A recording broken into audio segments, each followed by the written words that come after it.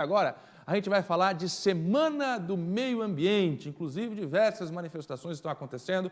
É aquele período do ano que a gente para, respira e pensa no meio ambiente, como cuidar do meio ambiente. Pois é, Fernando, mas aqui começou com protestos, viu? No final de semana, representantes de diversas frentes se reuniram para justamente chamar a atenção sobre a necessidade de preservar. Vamos ver. O Movimento pelo Meio Ambiente reuniu representantes de diversos segmentos para alertar a população sobre a necessidade de preservar. Os índios, povo que tem na natureza o sustento, também participaram da mobilização com representantes da aldeia Caigangue e dos 3 estados do sul.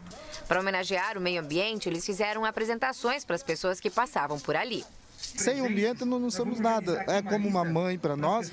Se a mãe morrer, o filho também vai morrer, né? Isso significa para todos os povos que existem no mundo todo. Conscientização é algo que precisa vir desde cedo. E a família de Danúzio tem praticado isso com a Donatella, de apenas 3 anos, já pensando no futuro que espera por ela. Acho que a gente tem muito a caminhar, né? Eu acho que essa bandeira do meio ambiente, ela começa a surgir, né, mais fortemente agora, mas essa preocupação ela tem que ser constante, que vai desde a reciclagem do nosso lixo, a todo o cuidado, né, de preservação ambiental, né, preservação das áreas de marinha, aqui no nosso caso em Florianópolis. Tudo isso faz parte de uma conscientização que cada vez mais a gente deve ter. Tem que passar de pai para filho, vamos dizer assim? Com toda certeza, eu acho que a educação vem de berço. Florianópolis é uma ilha cercada por praias e muito verde. 30% do território da capital é Mata Atlântica. Boa parte está sendo desmatada, o que gera uma série de prejuízos ao meio ambiente. E o pior, isso tudo poderia ser evitado, já que o desmatamento ocorre por ação humana, como explica o professor de ecologia. A começar pelo desmatamento irregular, por exemplo. Na nossa ilha, infelizmente, em função da carência de moradia, as populações mais vulneráveis são forçadas a subir os morros, e a gente tem alguns exemplos, por exemplo, na região do Pantanal ou no Maciço Central. Infelizmente, esse processo acontece por conta dessa exclusão social.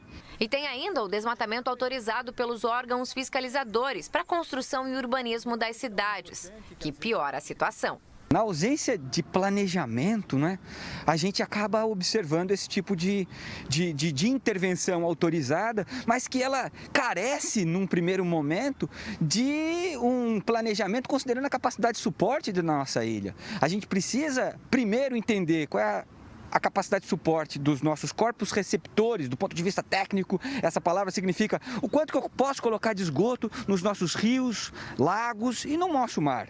Ou seja, preciso avaliar anteriormente quanto que eu posso efetivamente receber de tráfego numa determinada via, quantos alunos as minhas escolas conseguem receber, e isso para cada um dos bairros, ou seja, eu preciso investir no planejamento da nossa cidade.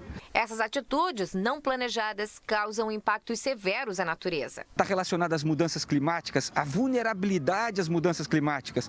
A degradação ambiental, por exemplo, aumenta a chance de escorregamento, ou seja, deslizamento, muito obrigado. Aumenta a chance de estiagens longas, ou seja, a segurança hídrica fica em risco.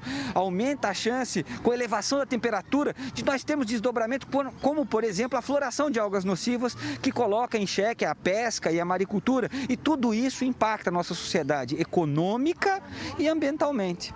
Na capital, algumas regiões estão sendo muito afetadas por esse descuido por parte da população e dos governantes também. O processo ele é sistêmico, né? A falta de planejamento, ele acabou produzindo um cenário que é de difícil gestão.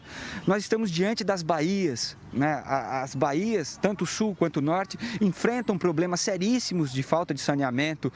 As lagoas da nossa cidade, todas as lagoas que representam ambientes úmidos fundamentais para a biodiversidade e para a nossa segurança hídrica, também estão enfrentando dificuldades extremas. Estou falando desde a Lagoa do Peri até a Lagoa do Jacaré, lá no norte da ilha. Claro, passando pela nossa querida Lagoa da Conceição.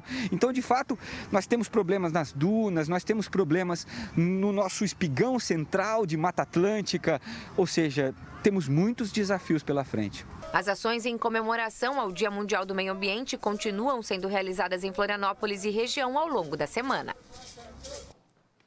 Tá aí, ó, Graziane Bialy, então, mostrando pra gente como é que começou a Semana do Meio Ambiente, né? Ao longo da semana são várias ações, mas começou com protestos, né, Fernando? Ó, é o seguinte, não dá para deixar só na mão do governo, o governo estadual, o governo municipal, a prefeitura que se vire. Não, isso é responsabilidade nossa, Maria Esther. Fernando, você está dizendo então que eu vou aqui atrás do meu terreno e eu corto uma árvore? Não é isso que a gente está falando. Agora é, sim, conscientizar, educar as pessoas a cuidarem. Questão de poluição, a gente está falando não só a poluição do ar, mas especialmente, Maria Esther, a gente tem acompanhado, a gente tem vivido problemas gigantescos por causa da poluição dos nossos rios, do mar. Olha como é que está a Beira-Mar Norte. Milhões de reais foram gastos ali para tentar despoluir algo que nunca deveria ter sido poluído. E sabe como é que chegou a poluição ali?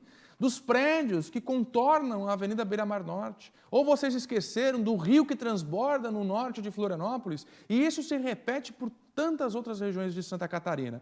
É sim, muitas vezes, responsabilidade nossa. Começa olhando para onde que vai a tua caixinha de gordura, depois a gente conversa.